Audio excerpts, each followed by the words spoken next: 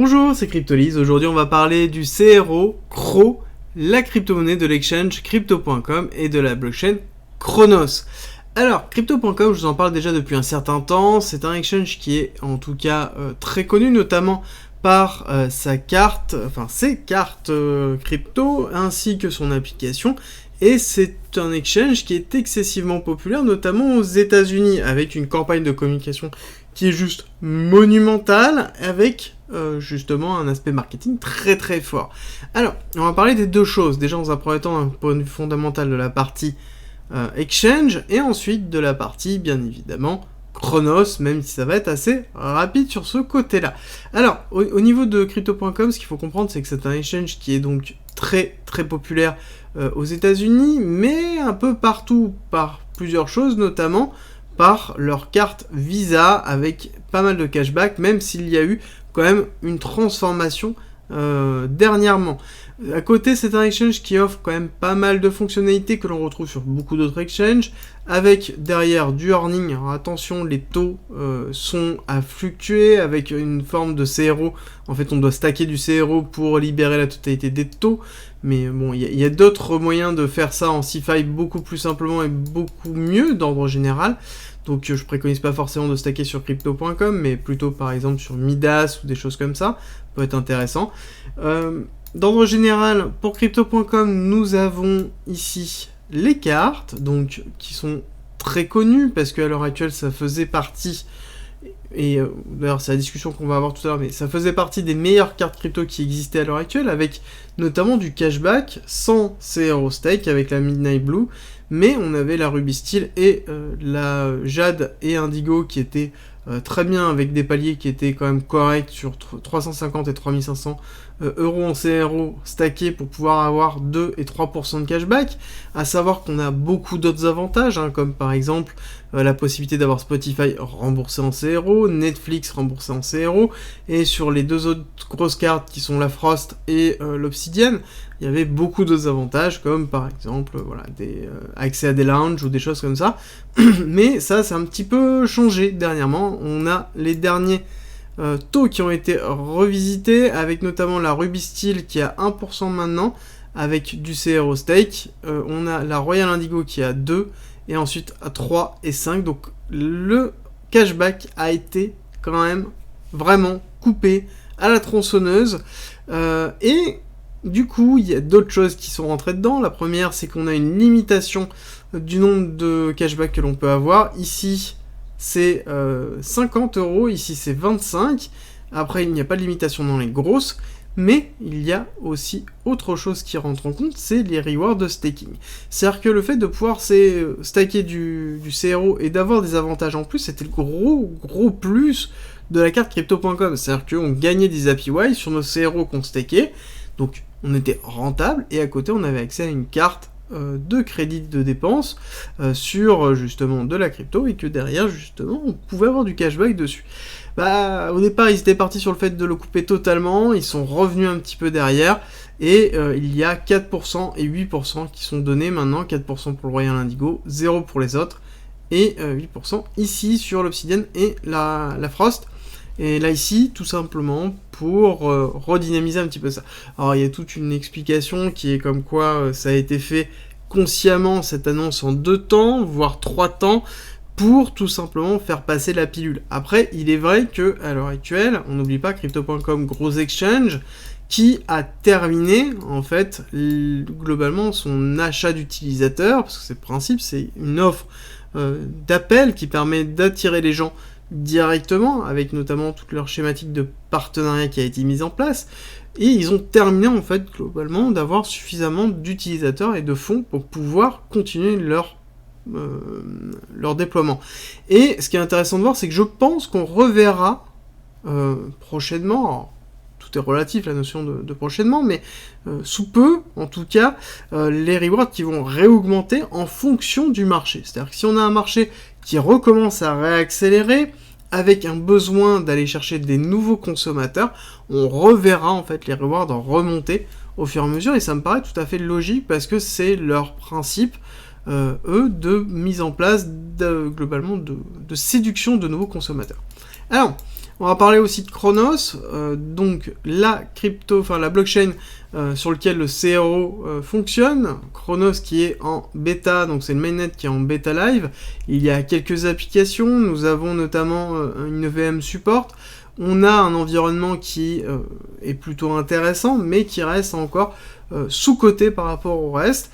Et d'ordre général, la question qu'on peut se poser, c'est est-ce que l'on achète du CRO pour Chronos ou est-ce qu'on achète du CRO pour Crypto.com? Bon, j'aurais tendance à vous dire que c'est plus pour Crypto.com d'ordre général, et que Chronos, on suivra les évolutions que l'on pourra avoir au niveau de cette blockchain, mais néanmoins, c'est vrai que la notion de DeFi est assez peu développée dessus. Après, ce n'est pas le moment encore, nous sommes dans une phase assez compliquée en termes de marché, donc il est logique de donner le temps aussi à cette blockchain de voir sur une deuxième phase d'accélération ce que ça pourrait donner. On a terminé la partie fondamentale, on attaque la partie technique. Je t'annonce une énorme nouvelle, il va y avoir encore plus de contenu sur le Discord, avec notamment l'ouverture de la partie premium du Discord. Concrètement, c'est quoi? C'est plein de guides, que ce soit écrits ou vidéo, il y a plus de 50 vidéos, pour apprendre tout des cryptos, que ce soit pour investir, faire du trading, comprendre la technologie, faire de la DeFi. Il va y avoir en plus des exemples de portefeuille et de bagues, le mien de bagues et de portefeuille sur lequel je vais expliquer tous les tenants et aboutissants, des dossiers sur les futures pépites, des dossiers d'analyse fondamentale du marché, des indicateurs, des stratégies d'optimisation DeFi et bien évidemment des signaux spot, futurs et investissements, avec en plus un canal fiscalité, un canal juridique, des canaux de discussion, plein d'autres choses, et ça ne va pas s'arrêter là. Si tu veux plus d'informations, je t'invite à regarder la vidéo explicative en commentaire et à rejoindre le Discord. À très vite. Si tu aimes mon contenu, like, partage et abonne-toi, ça m'aide énormément. Partie technique qui est très intéressante, avec notamment une phase d'accumulation qui a duré sur 2020 et début 2021. Ce qui est intéressant de voir, c'est qu'on a eu une première accélération, notamment en début 2021, quelque chose qu'on retrouve sur beaucoup de cryptos, notamment avec la congestion d'Ethereum et l'avènement de la DeFi, mais nous n'avons pas eu notamment Crypto.com qui a éclaté. Alors, qui est venu sur plusieurs choses, c'est que, au niveau des listings, il n'était pas sur tous les exchanges, on avait derrière pas forcément le lancement de la carte qui était encore mise en place, on avait quand même pas mal d'informations, enfin pas mal de choses qui manquaient, et donc on a eu quelque chose qui a retracé, mais qui a retracé doucement, comme on voit, et qui a donné lieu à une deuxième accumulation, avec derrière une accélération sur la fin d'année, vraiment novembre, le mois de novembre a été extraordinaire sur le CRO, avec une énorme accélération, énorme prise de profit, avant justement la chute que l'on retrouve sur le BTC par exemple, ou sur l'ensemble des cryptos, on a eu une chute préliminaire qui est normale par rapport à tout simplement la prise de profit qui a eu lieu. Donc on a eu première chute effective, avec une accélération due tout simplement à la chute du marché, un rachat effectif qui a eu lieu, notamment avec ici cette remontée qui s'est mise en place, et nous avons derrière construit en fait tout simplement une accumulation, avec derrière une chute SC, donc le PSI, SC, AR, ST, AR, donc accumulation de Wyckoff, schématique classique que l'on peut retrouver, et nous sommes actuellement dans un STB avec un gros STB et la chute ici de l'UST qui a entraîné très fortement. UST qui est une des plus grosses crises, à l'heure actuelle une des plus grosses chutes qui a eu lieu au niveau du monde de la crypto depuis très longtemps. Voilà, donc ça il faut vraiment le garder en tête. Alors, à côté nous avons un autre schéma de Wyckoff toujours qui est en BCAR, donc nous sommes dans l'AR ici, donc plutôt ici parce que je peux pas le descendre sans bouger l'explosion, donc je le ferai plus tard sur le prochain graphique, mais l'AR se trouve ici dans cette zone là, et nous sommes sur BCAR, et ce que l'on va attendre c'est le ST. Alors, le ST je l'ai placé au-dessus, vous allez me dire c'est bizarre sur une distribution de Wyckoff, parce que j'ai tendance à penser que nous ne serons pas dans une distribution, mais potentiellement dans une réaccumulation, mais ça c'est mon biais de mon côté, on aurait BCAR ST, ST prise du BC, donc on aurait donc bien une réaccumulation, saut retracement, réaccélération, UT, UTAD. Donc quelque chose de classique sous forme de réaccumulation pour aller pousser très haut, très fort, Parce que tout simplement, au niveau de ce type d'exchange, on a quand même un exchange qui est solide, et on voit la progression que peut avoir Binance, par exemple. On pourrait supposer que, en effet, on ait la même schématique sur le CRO, même si la tokenomics est totalement différente, et que le système autour de CRO est totalement différent, mais néanmoins, on se retrouve quand même sur quelque chose qui aurait tendance à vocation à aller chercher beaucoup plus haut, qu'on va aller regarder justement les objectifs par la suite.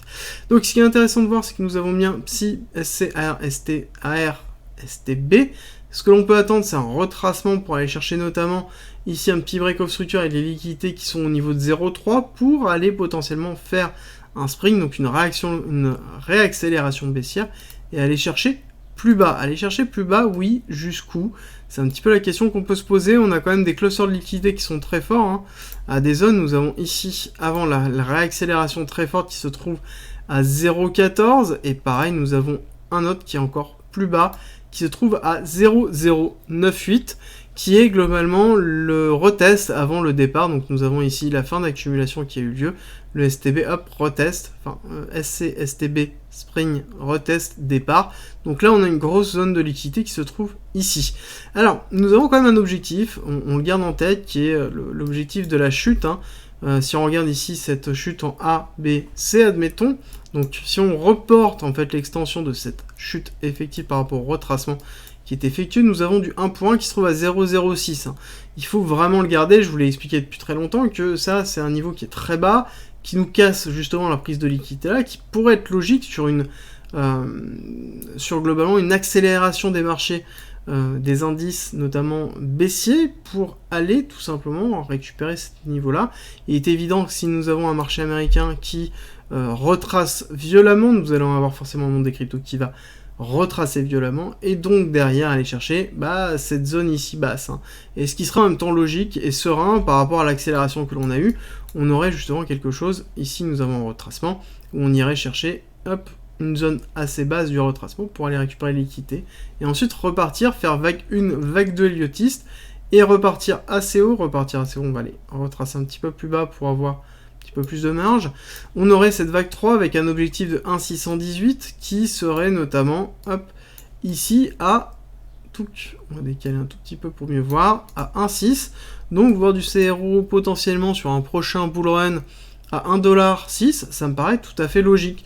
Et c'est quelque chose que l'on pourrait avoir sur plusieurs temps, parce que bien évidemment on ne va pas monter d'un coup très fort, très vite, on va monter notamment comme d'habitude en réaccélération, donc là on pourra avoir ici petit test de cette zone-là, reprise de liquidité, renfoncement, voire potentiellement aller chercher ce niveau ici, retest, break-off structure mineur ici, notamment du retest effectué, voire même prise de liquidité de cette zone-là, retest ici, et ensuite on pourrait partir sur une schématique de mise en place. Donc ici on aurait vague 1, vague 2, vague 3, vague 4, vague 5, et on aurait justement la fractalité Heliotis qui se mettrait en place par rapport à ça, et qui nous formerait notamment ici notre ST qui prendrait la liquidité du BC, et donc on aurait ST, retracement UT par exemple, et ensuite on aurait ici un retracement qui pourrait être fait en A, B, C, avec extension pour faire l'UTAD, si jamais on a ça. Après on extrapole là, cette partie-là, on en est encore loin, néanmoins nous sommes toujours dans une zone très intéressante pour du CRO. Est-ce que fondamentalement c'est quelque chose de solide?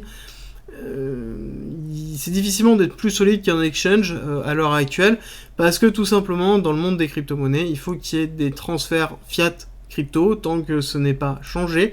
Les exchanges ont vraiment leur place et sont limite les étendards de la crypto-monnaie d'ordre général. Donc oui, pour moi CRO reste un actif quand même très très intéressant. Merci d'être resté avec moi jusqu'au bout. Abonne-toi, partage si t'as aimé et rejoins-nous sur Discord. C'est avec plaisir qu'on t'accueillera. Et à très vite.